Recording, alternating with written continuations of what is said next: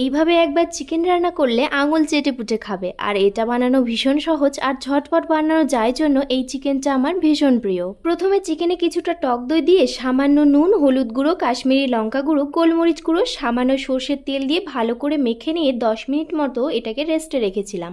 এরপর কড়াইয়ে তেল দিয়ে তেল গরম হয়ে এলে দারচিনি, এলাচ, দুটো শুকনো লঙ্কা, তেজপাতা দিয়ে পেঁয়াজ কুচি, থেতলানো রসুন, টমেটো কুচি ছেড়ে ব্রাউন করে ভেজে নিয়েছিলাম।